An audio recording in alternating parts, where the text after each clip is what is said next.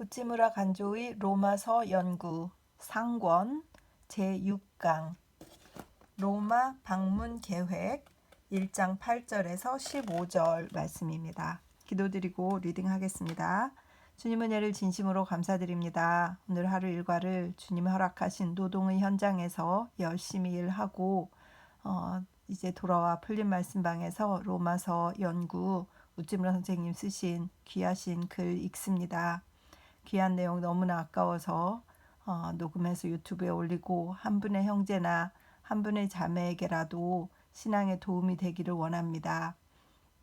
우찌무라가 가장 귀하게 생각한 성경 말씀 중에 대표로 꼽히는 로마서 이 부분의 60회에 걸친 살아생전의 최고의 전성기였던 그의 신앙생활에 60회의 강연을 통한 보석 같은 글들을 모아서 이 책을 만든 것을 감사드리고 이 책을 읽을 수 있는 것을 감사드리고 무한한 영광으로 생각합니다.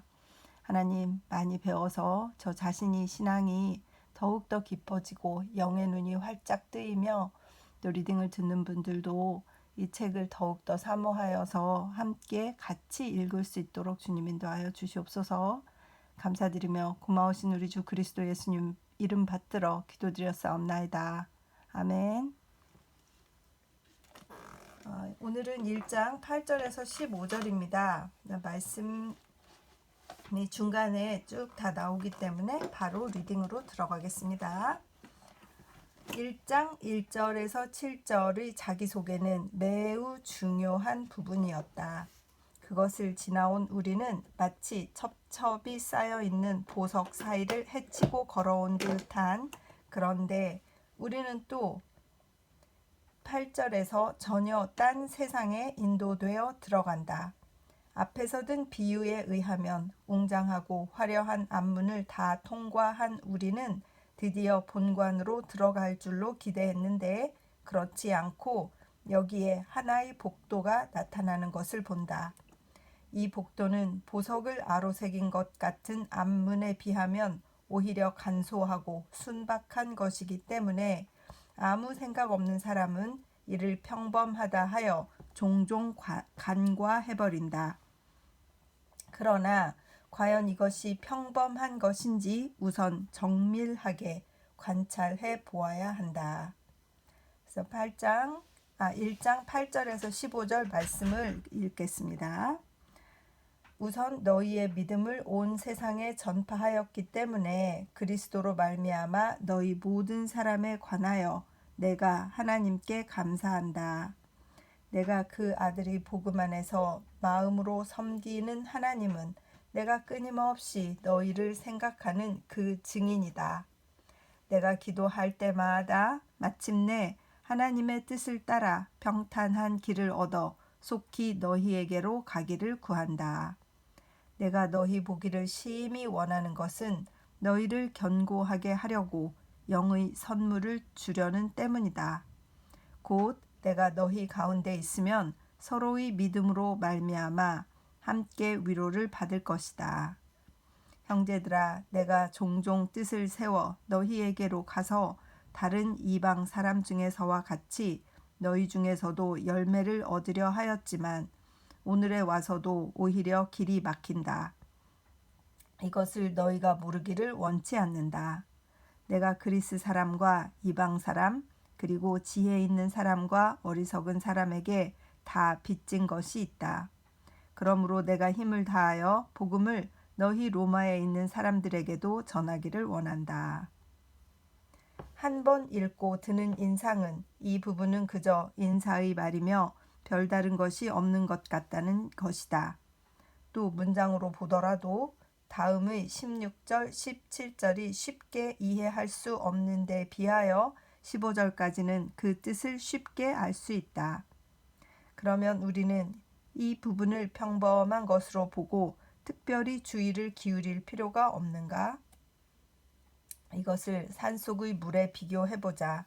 나무 뿌리를 스쳐 풀잎을 지나 골짜기를 모여 몇 갈래의 시냇물이 움푹 패인 땅으로 흘러들어 밑에서 솟아오르는 물과 합쳐서 하나의 호수를 이룬다.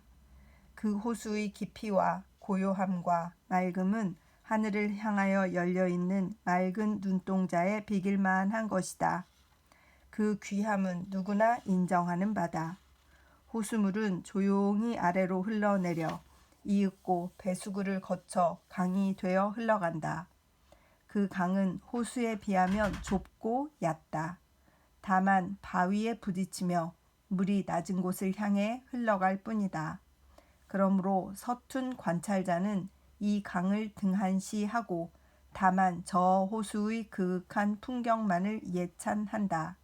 하지만 이 강에도 적지 않은 정취가 깃들어 있어 호수에서 보던 것과는 또 다른 귀한 데가 있다. 그 물의 흐름, 바위의 모습, 양쪽 뚝의 모습, 푸른 호수, 이 모든 것에 다른 데서는 볼 수 없는 풍치가 있다. 로마서 1장 1절에서 7절을 귀히 여기고 8절에서 15절을 평범한 것이라 하여 버리고 가는 사람은 산속의 강을 버리고 그 호수만을 사랑하는 천박한 사람이다. 덧붙여서 한 번 강이 되어 호수에서 흘러나간 물이 이윽고 갑자기 일대 폭포의 장관을 이루고 또 강이 되고 또 호수가 되고 또 폭포가 되어 수없이 그 모습이 변하면서 마침내 양양한 큰 강이 되어 바다로 흘러 들어가는 것 같이 로마서 전체는 여러 번 모습을 바꾸어 독자 앞에 나타난다. 그 어느 모습에도 각각 특수한 내용이 있어 마침내 결말에 이른다. 이것을 읽는 사람은 그 낱말 하나하나에, 그 어구 하나하나에, 그 한 절 한절에, 그 한 장 한 장에 세심한 신경을 써야 한다. 어느 것 하나라도 쓸데없는 것이나 무가치한 것은 없다. 먼저 유의할 것은 1장 8절에서 15절이 바울의 인격 발로라는 점이다. 1절에서 7절은 자기소개이기도 했지만 그 내용은 바울의 기독교관의 그물코와 같은 것이다. 곧 바울의 신학, 바울의 인생관의 축소판이었다. 그런데 세상에는 자기의 철학, 자기의 소신을 발표하는 데는 심히 급하지만 자기 자신은 결코 나타내지 않으려는 사람이 많다. 자기의 정서, 감격, 의도, 심정 등을 남김없이 발표하여 있는 그대로의 자기 모습을 사람 앞에 드러내기를 가급적 피하는 것은 존경할 수 없는 사람들의 일상사이다. 그런데 바울은 자기의 신념과 아울러 자신의 모습을 적나라하게 사람 앞에 나타내기를 조금도 주저하지 않는다. 그것이 아름답다. 8절에서 15절은 곧 이 순수한 자기 발표다. 우리는 이 부분을 읽고 그의 심정에 접하여 그의 마음이 움직이는 것을 볼 때 미묘한 마음의 끈이 그와 우리 사이를 연결하는 것을 실감한다. 뿐만 아니라 이로 말미암아 위대한 크리스천의 인격을 엿볼 수 있음은 독자로서는 여러 가지 의미에서 적지 않은 행복과 유익이다. 세계를 움직였던 큰 사도의 인격은 어떤가? 가장 큰 사랑을 그리스도에게 바친 위인의 심정은 어떤가? 자기 자신조차 불살라 버릴 것 같은 치열하고 민감한 영혼의 소유자의 거짓없는 모습은 어떤가? 이런 것을 아는 것은 신앙상으로 그 가치가 크다. 물론 이 부분을 가지고 바울의 심정 전부를 알 수는 없다. 달리 고린도 전후서와 같은 유력한 재료를 아울러 보아야 할 것은 당연하지만 적어도 이 부분의 가치가 여기에 있음을 인정해야 한다.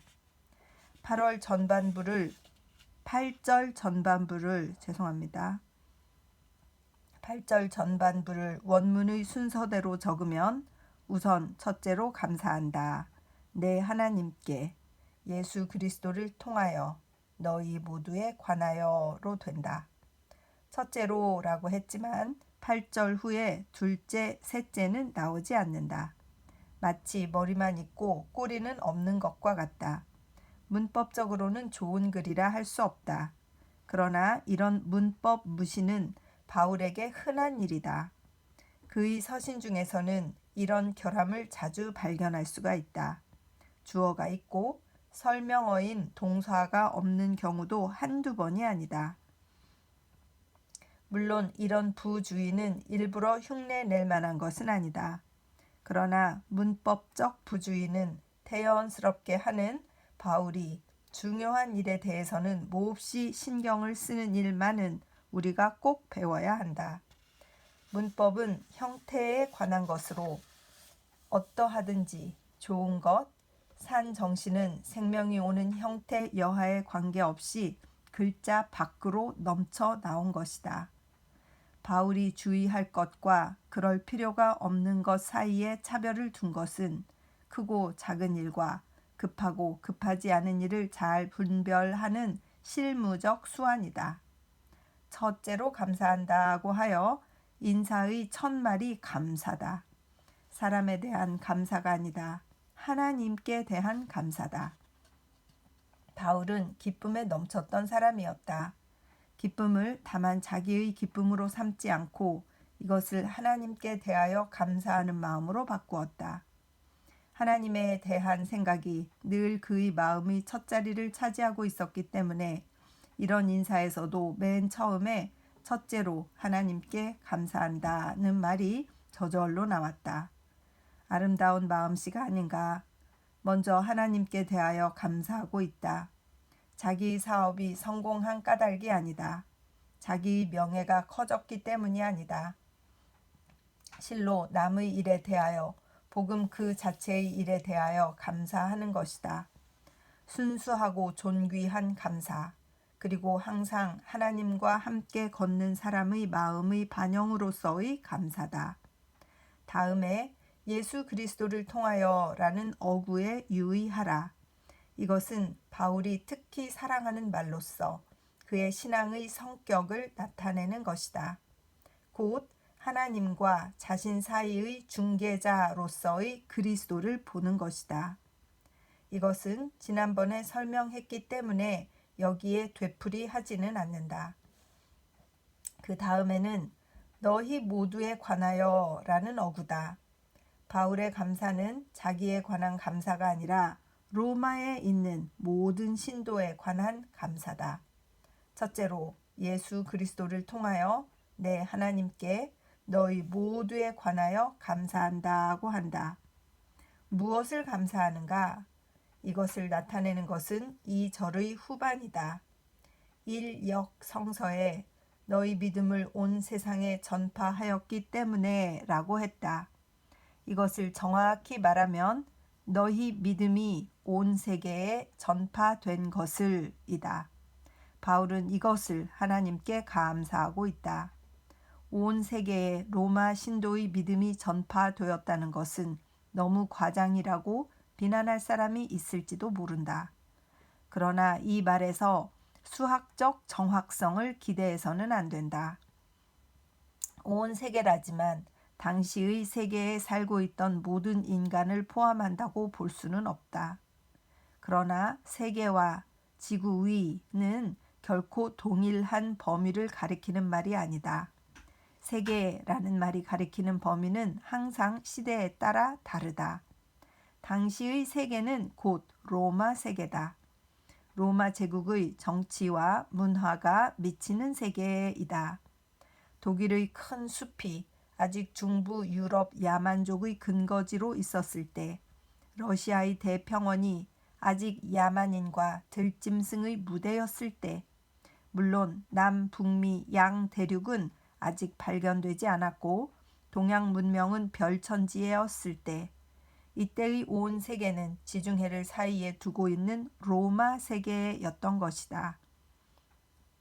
이것이 당시의 온 세계였다. 로마는 그 중심이었다. 산마루의 물이 흘러서 산 기슭을 적시는 것 같이 연못의 중앙에 던져진 돌이 언덕에까지 파문을 일으키는 것 같이 수도에서 일어난 일은 소문의 물결을 타고 저절로 로마 세계 전체에 알려진다. 전파되다 라는 뜻의 원어는 전해지다와 칭송하다의 두 가지 뜻이 있다. 로마 신도의 신앙이 단지 전해질 뿐 아니라 칭송된다. 물론 불신자는 이를 칭송하지 않았을 것이다. 그러나 신자는 이를 다 칭송했다. 수도에 있는 신자의 신앙이 로마 세계의 기독교에게 알려져 칭송을 받고 그 신앙은 불신자 편에서도 평판이 높았다고 생각한다. 당시의 기독교는 오늘날과 같이 문명국의 종교로서는 알려지지 않았지만 어쨌든 유대인들 사이에서 나온 하나의 새 종교로서 차츰 세상 사람들의 주의를 끌게 되었다.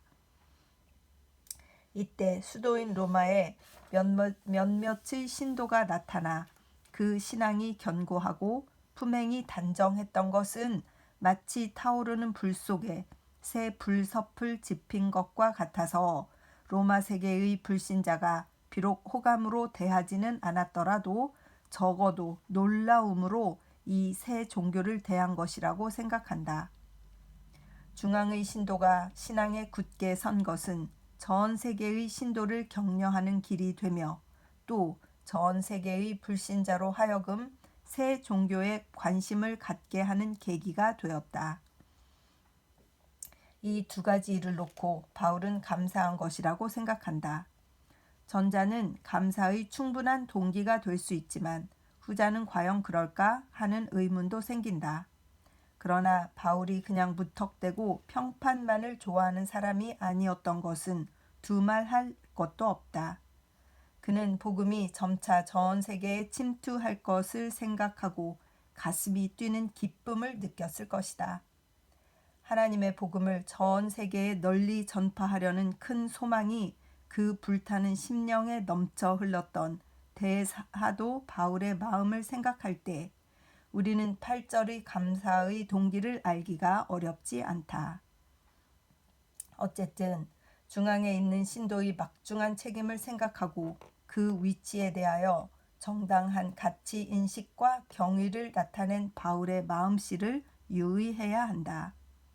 9절에서 바울은 그가 끊임없이 로마 신도를 생각하는 증인으로서 하나님을 내세우고 있다. 즉, 하나님은 내가 끊임없이 너희를 생각하는 그 증인이시다 라고 한다.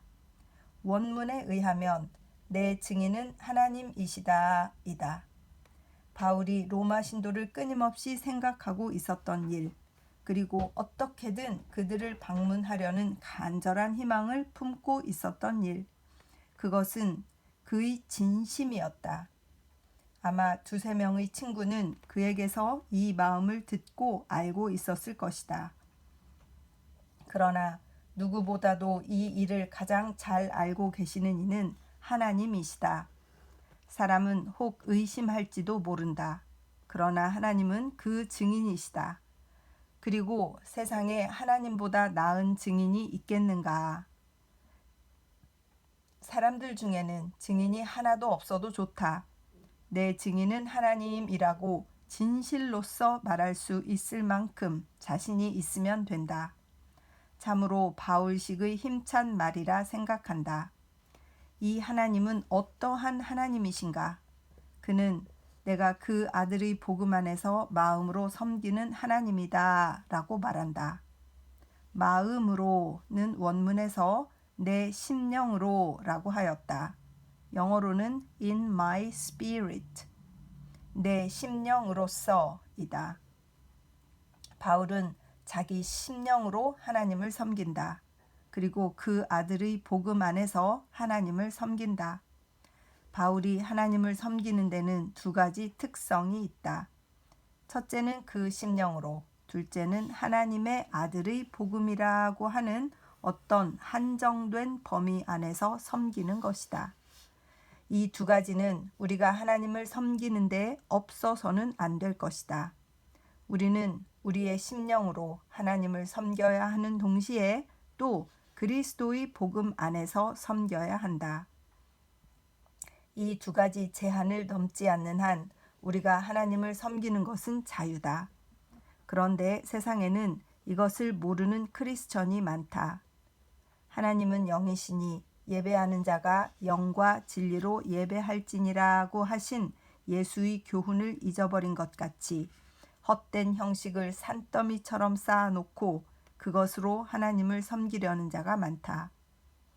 복잡한 의식에 의해 번거로운 절차를 거치는 것으로 하나님을 섬기는 일을 다한 것 같이 오해하는 종파와 거기에 속한 신도가 많은 것은 개탄할 일이다. 이런 것은 이교적 형식이다. 그리스천은 다만 그 심령으로 또 하나님의 아들 그리스도의 복음 안에서 자유롭게 하나님께 산 봉사를 해야 한다. 프로테스탄트교의 발생은 바로 이 같은 순수한 예배에 뿌리박고 있다. 그런데 이제 그 후손의 정신이 흐려져서 불순한 예배에 심신을 피로하게 하는 자가 많은 것은 개탄할 일이다. 우리는 힘써 처음의 순수를 추구하려는 바울의 이 말에서 그가 우리의 편임을 알고 기쁨을 금치 못한다. 다음은 10절이다. 바울은 기도할 때마다 로마 방문의 소원이 이루어지기를 구한다고 했다. 이력 성서에서는 10절은 9절과 분리하여 번역했지만 사실은 9절과 10절을 하나로 묶어 다음과 같이 번역해야만 본 뜻이 더 잘 드러난다. 내가 어떻게든지 하나님의 뜻을 따라 평탄한 길을 따라 너희에게로 가려고 기도할 때마다 구하며 끊임없이 너희를 생각하는 일에 대하여는 그 아들의 복음 안에서 내 심령으로 섬기는 하나님이 내 증인이다. 그래서 구하며 다음의 앞부분은 원문에서 10절이고 뒷부분은 9절이다.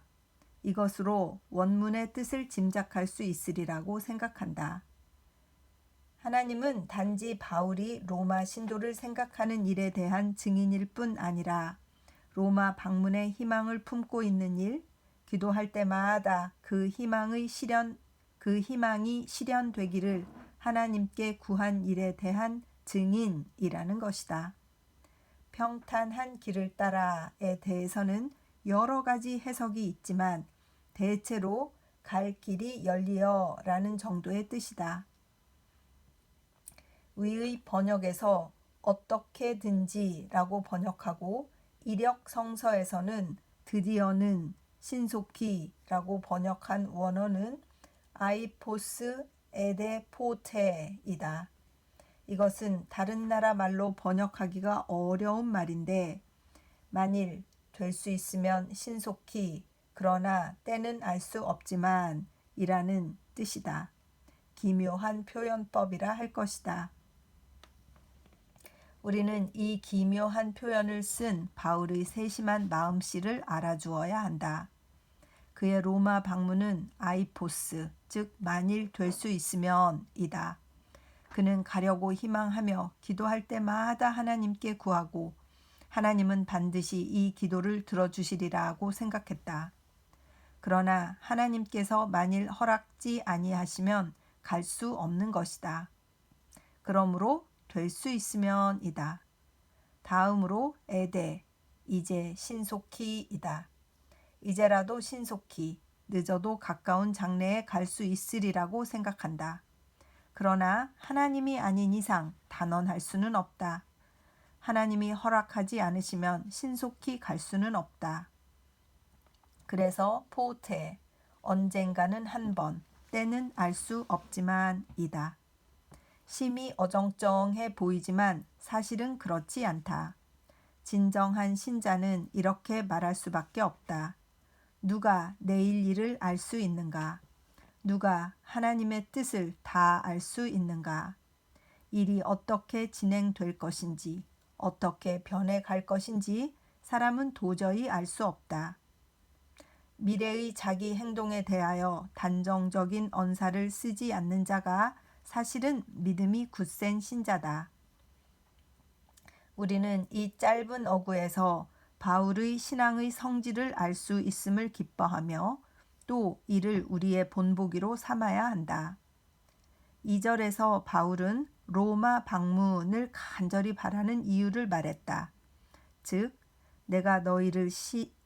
내가 너희를 보기를 심히 원하는 것은 너희를 견고하게 하려고 영의 선물을 주려는 때문이다 라고 하였다. 영의 선물을 줌으로써 그들의 신앙의 발전을 촉구하고 그들을 믿음 위에 굳게 서도록 하려는 것이 그가 로마 방문을 간절히 바란 동기였던 것이다. 심히 원하다의 원어 에피포테오는 간절히 원하다라는 뜻이다. 이 경우에 그들을 보려고 원하는 심정이 매우 절실함을 나타낸다.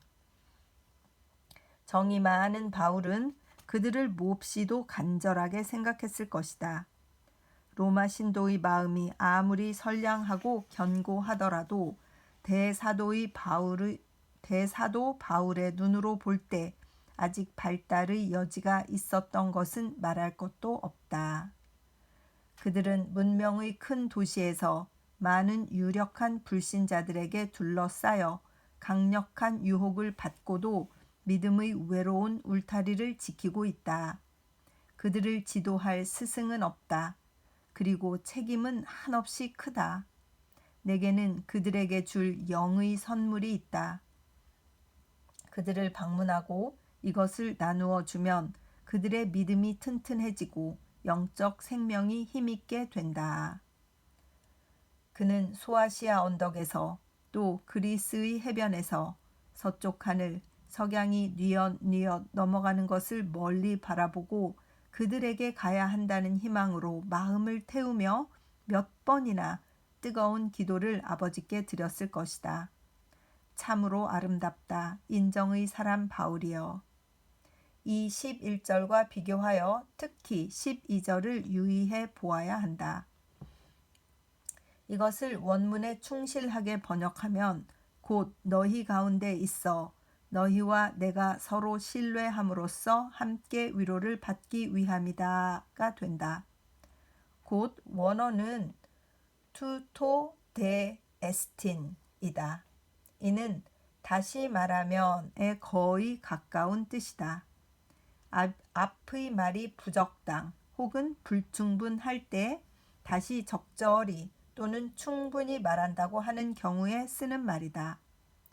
이 경우와 같은데 11절의 말이 좀 부적당하기 때문에 다시 적절히 말하면 이라는 뜻이다. 고대는 이곳을 또는 다시 적절히 말하면 or to speak more properly 라고 번역하고 마이어는 이같이 말해도 다음과 같은 뜻에 지나지 않는다 라는 뜻이라고 본다. 우리 그래서 하나의 어구를 적은 다음에 다시 적절한 어구를 적을 때 아니 라는 말을 사이에 넣는 수가 있는데 그것이 이 경우에 해당한다. 곧 반드시 앞에서 한 말을 부정하는 것이 아니라 이것을 더 적절하게 고쳐 말하려는 것이다. 바울은 왜 이같이 고쳐 말했을까? 추측컨대 그는 11절에서는 그들에 대하여 스승으로서의 태도를 취하였다. 그러나 그는 이때 그와 그들 사이의 관계에 문득 생각이 미쳐서 그들이 그의 제자가 아니라 차라리 대부분이 모르는 사람임을 생각하고 여기에서는 친구로서의 태도를 취함이 적당하다고 생각했을 것이다. 그리하여 이런 말을 사용하여 내가 너희에게 가려고 간절히 바라는 것은 사실은 서로의 신뢰로 말미암아 서로 위로를 얻고 격려받기 위함이라고 고쳐 말한다. 여기에서 우리는 바울의 겸손과 신중을 본다. 위대한 그가 그들의 스승이 되고도 남을 만큼 훌륭한 그가 이렇게 하는 것은 참으로 갸륵한 일이다. 이런 아름다운 겸양과 섬세한 마음씨는 그의 인격의 향기를 더욱 드높게 풍겨주는 것이다. 자기를 위대하다 하지 않고 자기를 높은 자리에 두지 않는 것이 위인의 특징이다. 정서가 짙은 11절과 겸손으로 아름다운 12절을 합쳐 볼 때 바울의 귀함이 새삼스레 느껴진다. 이것은 스스로 높이어 이방 신도의 형제가 되지 못하는 오늘의 구미 선교사들에 비하여 얼마나 큰 차이가 있는가. 스승으로 자처하고 친구인 줄을 모르는 곳에 진정한 전도가 행하여질 까닭이 없다. 그토록 위대한 바울이 오히려 기꺼이 이런 태도를 취한 것은 오늘날도 크게 배울 만한 일이다. 13절은 로마 전도의 희망은 오늘까지 열심이었으나 사정이 이를 허락하지 않은 것, 이제도 역시 어떤 사정 때문에 길이 막히고 있음을 나타낸다. 생각하지 않은 것이 아니라 사정이 허락하지 않았다는 것이다. 계획이 없었던 것이 아니라 형편이 닿지 않았다는 것이다. 14절은 13절의 이유 제시라고 할 만한 것, 큰 그림 속에 작은 그림을 끼우고 있는 것 같은 바울식의 논법이다. 그는 내가 그리스 사람과 이방 사람, 그리고 지혜 있는 사람과 어리석은 사람에게 다 빚진 것이 있다고 한다. 이 경우의 이방 사람은 야만인이라는 뜻이다. 그리스 사람은 문명인이다. 바울은 문명인에게도 야만인에게도 학자에게도 무학자에게도 복음을 전파할 책임이 있다고 했다. 이 책임을 완수하지 않는 동안은 빚을 지고 있는 것이다. 이것을 완수해야 비로소 부채를 갚아버린 것이다. 이 큰 책임을 지고 있으므로 자기는 당연히 모든 사람에게 전도할 의무가 있는 자라고 하는 것이다. 참으로 비할 데 없이 도량이 넓고 책임감이 막중함을 드러내는 말이다. 문명인에게도 야만인에게도 지혜 있는 자에게도 어리석은 자에게도 복음 전파의 의무를 졌다고 하는 말 가운데에는 복음이 문명인에게도 야만인에게도 지혜 있는 자에게나 어리석은 자에게나 모두에게 적합한 가르침이라는 것이 암시되어 있다. 참으로 그렇다. 복음은 세상 모든 사람에게 적합하다. 국적의 차별, 문화의 차이, 계급의 상하, 지식의 유무, 현자와 우자의 차이, 남녀노소의 구별은 복음 앞에서는 없다. 복음은 모든 사람이 믿고 받아들이기에 적합하다. 그러기에 하나님의 복음이다. 모든 사람을 구원하는 하나님의 능력이다. 바울은 이 큰 책임감을 말한 후에 15절에서 그러므로 내가 힘을 다하여 복음을 너희 로마에 있는 사람들에게도 전하기를 원한다고 말함으로써 인사말을 끝맺고 있다. 이 인사의 부분을 전체로 써보자. 그 중에는 바울의 감사가 있다. 마음의 소원이 있다. 기도의 제목이 있다. 절절한 심정의 발로가 있다. 아름다운 겸손과 예절이 있다. 강렬한 책임감이 있다. 글자는 평범하지만 그 내용은 천태만상인 느낌이 있다. 그의 거짓없는 심정의 발표로서 그 가치가 크다. 바울은 로마 신도에 대하여 매우 겸손하였다. 이렇게 하는 것은 혹시 자신을 경멸의 대상으로서 그들 앞에 내던지는 것과 같은 것이 아닐까? 그들 가운데는 혹 이러한 말에 접하여 바울을 멸시한 자가 있었을지도 모른다. 바울이 자기에게 경멸을 불러올 위험까지 무릅쓰고 겸손한 태도를 취한 것은 어리석은 일이 아닐까? 그렇다. 어리석은 일일지도 모른다. 그러나 그가 이렇게 남에 대하여 겸손했던 것은 그의 심령의 깨끗함과 그리스도의 정신이 풍부함을 나타내는 것이다. 독일의 문호 괴테는 이렇게 말했다. 보통 종교는 자기 이상의 것을 받드는 종교다. 이보다 높은 종교는 자기와 동등한 것을 받드는 종교로서 이것이 곧 철학자의 종교다. 이른바 인류평등 사상이라 해서 사람이 사람을 자기와 동등하게 섬기는 것을 가리킨다. 그러나 최상의 종교는 자기 이하의 것을 섬기는 종교다.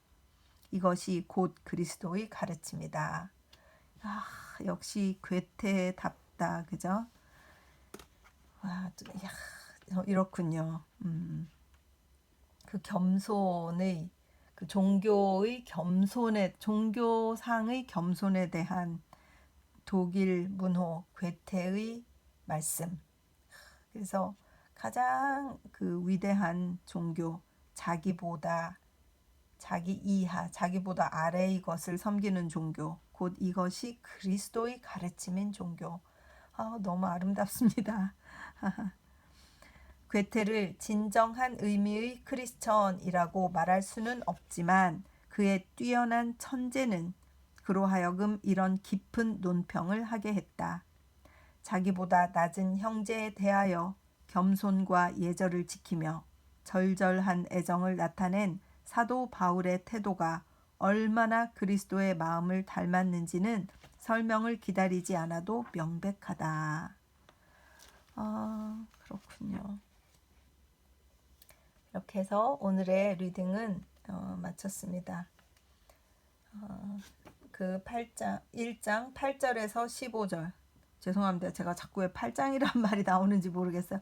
1장 8절에서 15절 말씀은 좀 평이한데 그것은 바울의 이 심정을 쏟아놓는 글이었기 때문에 자신을 가장 겸손한 태도에 두고 자신을 가장 낮추고 또 로마 사람들 가운데 있었던 그 신도들, 로마 성도들을 사랑하는 마음이 얼마나 넘치는가 하는 것을 보여주었고, 저는 이것을 읽으면서 이 바울의 전도에 대한 사명의 그 불타는 마음, 그래서 그 로마에 가야 된다라고 하는 것은 본인이 정한 것은 아니잖아요.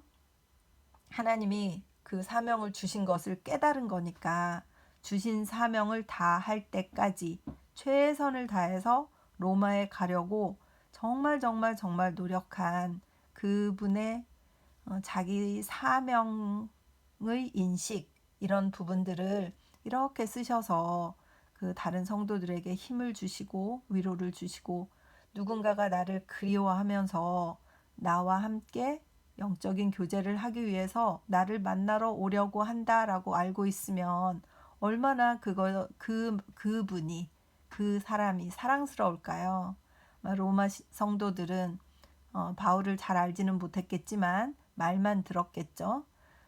그러나 그들에게 미리 이런 편지를 보냄으로써 사랑을 먼저 막 전달하려고 애쓰셨구나, 이런 방법을 쓰셨구나 하는 것들을 생각하면서 또 무심하게 지내는 것이 아니라 작은 사랑이라도 지속적으로 보내는 성도가 돼야 되겠구나, 그런 생각을 하고 깨닫게 되고 적용하게 되는 것 같습니다. 기도드리겠습니다. 주님의 은혜를 진심으로 감사드립니다. 하나님께서 왜 바울을 택하셨는가? 왜 우찌무라를 택하셨는가? 그들의 성품과 그들의 사랑과 겸손함과 열정과 이런 것들을 엿볼 수 있는 로마서 1장 8절에서 15절 사이의 바울의 편지 내용에 대한 연구였습니다. 좋은 글을 잘 읽게 해주셔서 감사드립니다. 표현들이 가끔 어려운 것이 있고 따옴표나 숨표나 이런 것들이 좀 곤란을 주는 부분들이 없지 않은데, 그래도 잘 읽어서 뜻이 잘 전달되는 리딩이 될 수 있게 하여 주시옵시고, 귀하고 귀하신 우찌무라 간주 선생님이 그 귀한 글이 제가 잘 못 읽어서 혹여 다른 사람들에게 잘 못 전달되지는 않을까 두려움이 있습니다. 주님 도와주시어서 리딩 한 구절 한 구절 사이에 주님께서 함께하여 주시옵소서. 감사드리며 고마우신 우리 주 그리스도 예수님 이름 받들어 기도드렸사옵나이다. 아멘. 사랑하고 축복합니다.